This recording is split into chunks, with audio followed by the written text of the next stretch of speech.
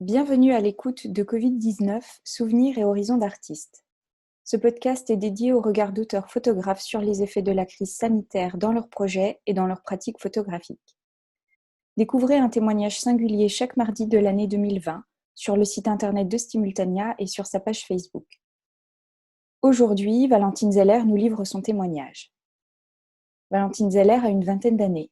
Elle est photographe documentaire, travaille pour la presse et s'intéresse particulièrement aux thématiques liées à la mémoire et à la mort. Elle vit à Strasbourg. Bonjour Valentine, merci beaucoup de participer à ce projet de Bonjour. podcast. Pour commencer, est-ce que vous pouvez nous parler de l'utilité que vous trouvez à votre position d'auteur photographe aujourd'hui en pleine crise sanitaire ? Alors j'ai l'impression que nous autres, qui sommes dans l'univers du multimédia, on a travaillé sur 2 aspects. L'un qui est journalistique, avec la recherche d'informations, et la seconde qui est davantage personnelle, où nous avons par divers moyens parlé de notre confinement, à la première ou à la troisième personne. On a posé un regard sur des états intérieurs et on a essayé de les exprimer d'une manière ou d'une autre. On a chacun vécu différemment l'arrivée du Covid et surtout du confinement. Il y a eu plein de regards différents sur cette crise et c'est ce qui s'est retransmis au travers des photographies et des séries réalisées durant ces 2 mois. Grâce à ça, on a pu comprendre un peu mieux ce qui se passait à l'extérieur comme dans notre intérieur. Et peut-être que plus tard, on pourra réaliser l'impact que ça aura eu sur notre corps et sur notre mental, et plus globalement sur notre comportement en société. Aujourd'hui, on peut dire que la société est ébranlée par la crise du Covid. Quelle forme de consolation vous estimez vous pouvoir apporter ?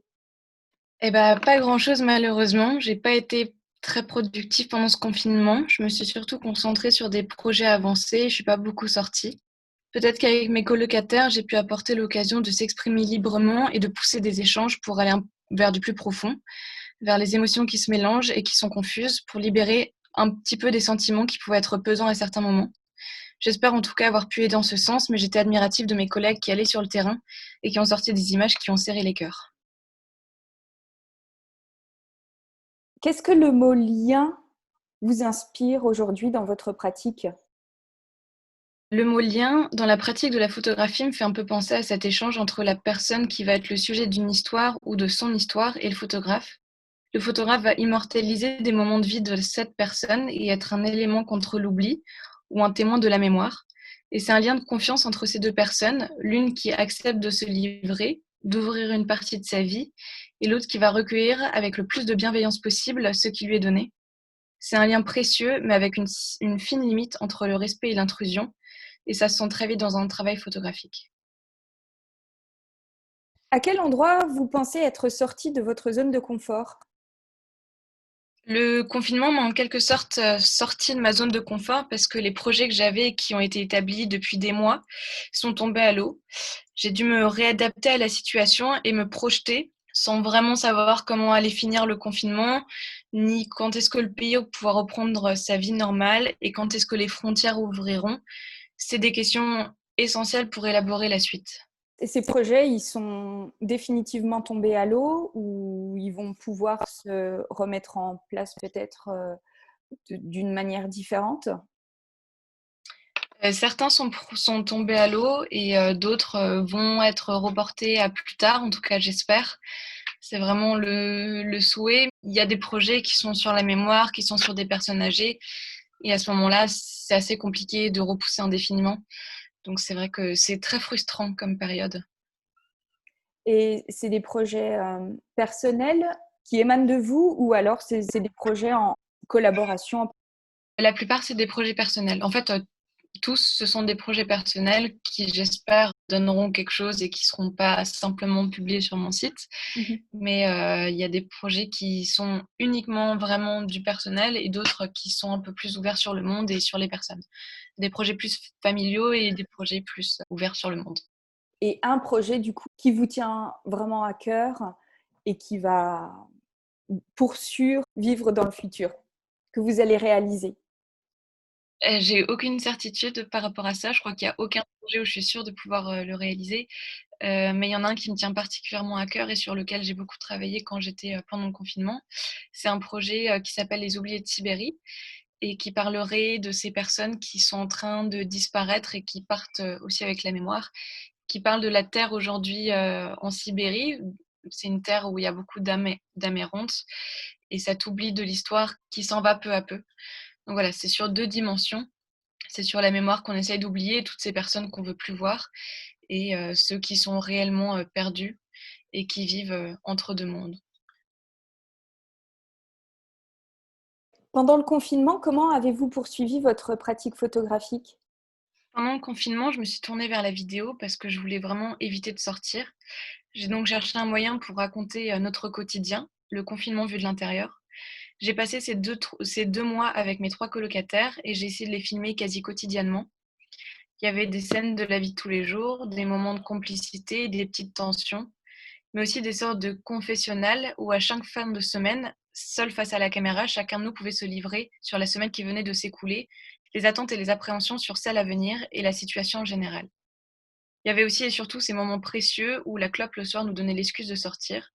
C'est majoritairement dans ces moments-là que les cœurs se sont livrés et on a pu avoir des discussions très intéressantes. À ces images, j'ai aussi voulu filmer l'extérieur avec les rues vides de Strasbourg. C'était pour moi une respiration, mais où je me suis aussi sentie oppressée de voir la ville dans ce silence. Ça me ramenait à la réalité qu'on ne voulait pas forcément voir à travers la télé. Et donc, j'aimerais faire ressentir cela avec ce petit documentaire que je vais commencer à monter dans les prochaines semaines, sans vraiment savoir à quoi m'attendre. Vous nous avez partagé une image. Est-ce que vous pouvez nous la raconter? Alors, j'ai choisi une photographie issue de ces vidéos, effectivement, pendant le confinement. Et c'était un de ces fameux espoirs le soir où, à l'extérieur, on était tous ensemble.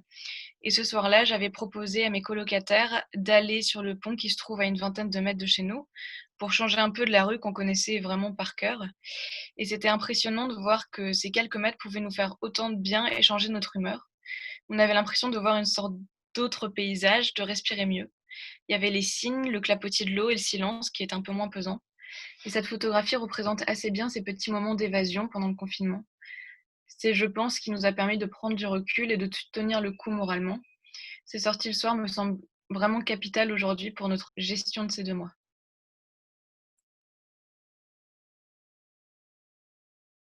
La semaine dernière, j'ai demandé à Mélanie Wenger, qui vous a précédé, de formuler une question qu'elle aurait aimé s'entendre poser. Donc aujourd'hui, c'est à vous d'y répondre. Voici la question. Comment imaginez-vous la vie après le confinement? C'est la question que j'ai moi-même posée à mes colocataires à la veille du déconfinement. Les invités des émissions politiques parlent souvent de l'avant-Covid et confinement et de l'après. Je pense qu'il y aura une espèce de traumatisme qui restera en nous, un peu comme ça a été le cas avec le Bataclan. C'est un événement marquant par le nombre de morts, sa brutalité sur notre corps et ce qu'il a révélé sur notre système de santé. Mais notre comportement va peut-être changer. La distanciation sociale, se désinfecter les mains à la moindre occasion, porter un masque en allant dans un magasin ou en sentant des symptômes, c'est peut-être des choses qui vont s'ancrer dans nos vies. J'ai surtout l'espoir que l'on retourne vers une consommation de proximité, qu'on continue à regarder comme des héros les caissiers, les livreurs et les éboueurs, avec toutes ces professions qui ont pris un risque considérable pour faire tourner le pays, et que maintenant on sort dans la rue pour défendre le système hospitalier. Mon regard sur la photographie n'a pas forcément changé, mais je souhaite toujours parler de sujets comme la mort et la mémoire. Et concernant la mémoire, je crois que le Covid a développé chez moi une sorte de stress. J'ai de plus en plus peur de voir les gens mourir autour de moi et emporter avec eux leur histoire, leur savoir et leurs souvenirs. Et ça a sûrement décuplé mon intérêt pour ce sujet. Pour conclure cet entretien et faire le lien du coup avec le prochain, c'est à vous que je vais demander quelles questions vous auriez voulu que je vous pose. Et donc c'est l'artiste de la semaine prochaine qui y répondra. Alors la question que j'aurais voulu lui poser, c'est: le confinement a-t-il changé votre regard sur le monde? Et si oui, cela a-t-il impacté votre façon de travailler ou vos sujets de prédilection? Merci Ouais. beaucoup Valentine d'avoir partagé votre expérience et vos ressentis. Merci pour l'entretien.